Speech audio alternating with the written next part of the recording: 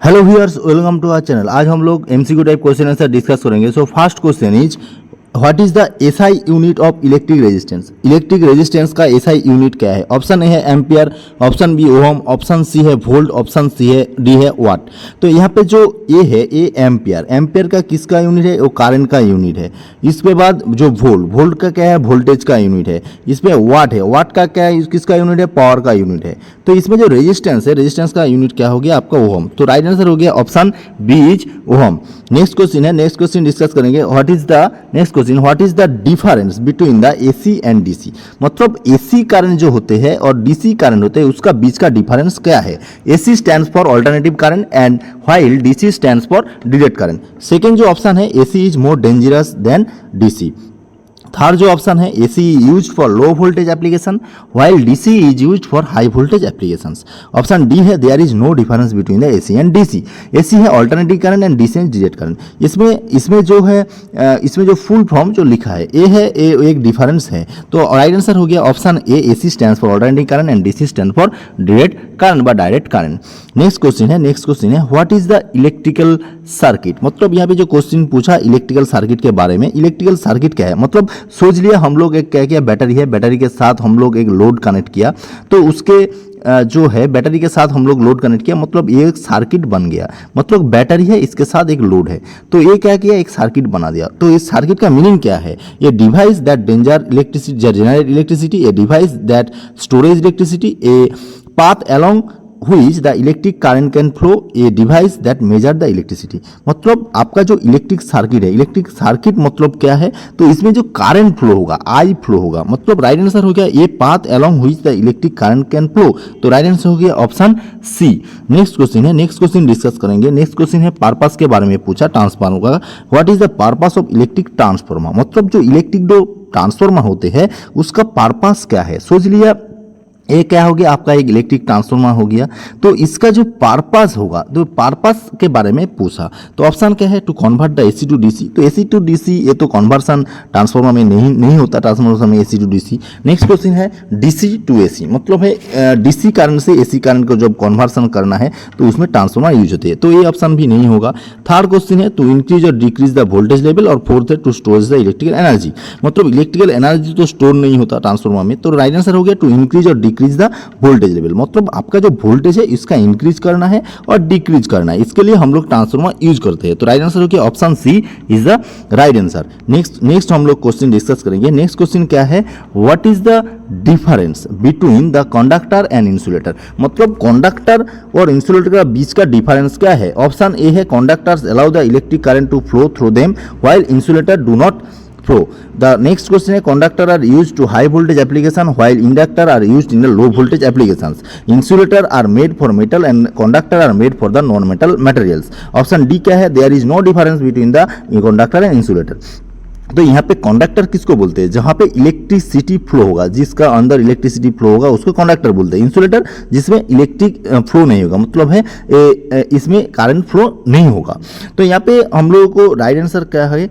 हम लोगों को जो है कंडक्टर जो है वो इलेक्ट्रिक करंट फ्लो होगा और इंसुलेटर में इलेक्ट्रिक करंट नहीं फ्लो होगा। तो राइट आंसर हो गया option A is the right answer. Next question है, नेक्स्ट क्वेश्चन डिस्कस करेंगे। इलेक्ट्रिक मोटर के बारे में पूछा, क्या क्वेश्चन है? What is and the electric motor. मतलब यहाँ पे इलेक्ट्रिक मोटर क्या है? तो ऑप्शन क्या है? A device that converts the mechanical energy into the electrical energy. Option A में पूछा। ऑप्शन बी है a device that convert the electrical energy into mechanical energy.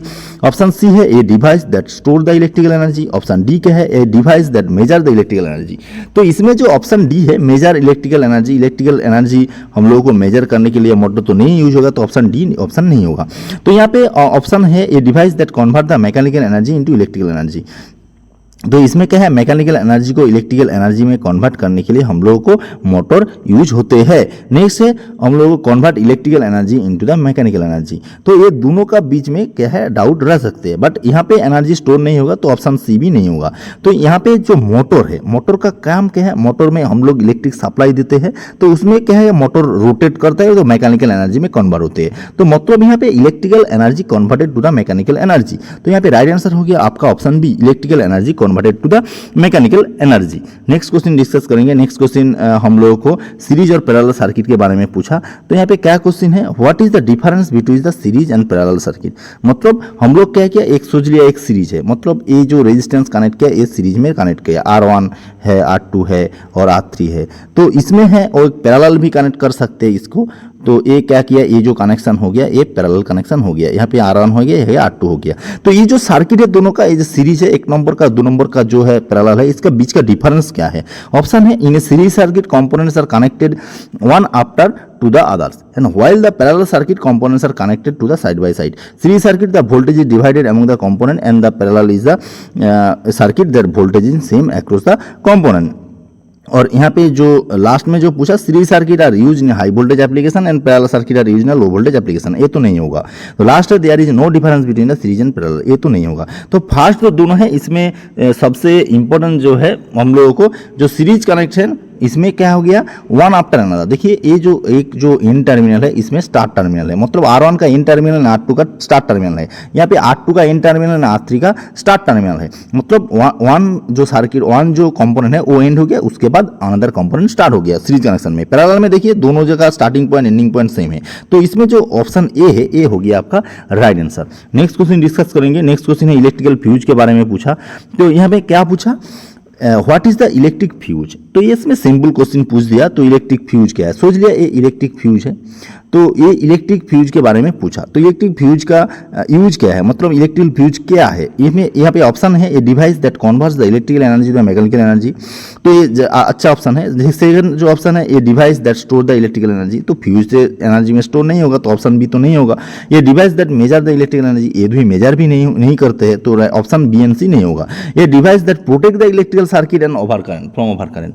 तो इलेक्ट्रिकल जो फ्यूज है, ये इलेक्ट्रिकल फ्यूज हो, एमसीबी हो, तो इसको आरसीसीबी हो, ये क्या है आपका जो प्रोटेक्शन के लिए यूज होती है।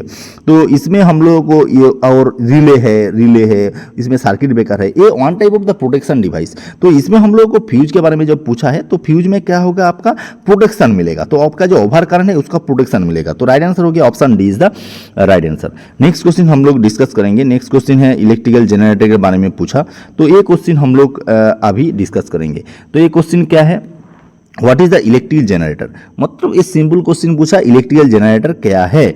ऑप्शन है, a device that converts the mechanical energy into the electrical energy. तो यहाँ पे हम लोग फर्स्ट क्वेश्चन क्या है, इसमें जो मैकेनिकल एनर्जी है उसको इलेक्ट्रिकल एनर्जी में कन्वर्ट होगा जनरेटर में। सेकेंड है, that converts the electrical energy into the mechanical energy. तो इसमें हम लोगों को सेकेंड क्वेश्चन में क्या पूछा, इलेक्ट्रिकल एनर्जी में मैकेनिकल एनर्जी में कन्वर्ट होगा। थर्ड ऑप्शन में जो पूछा, ए device that store the electrical energy and A device that measure the electrical energy. तो इसमें जो जनरेटर में तो इलेक्ट्रिकल एनर्जी मेजर नहीं होती है, तो ऑप्शन डी नहीं होगा।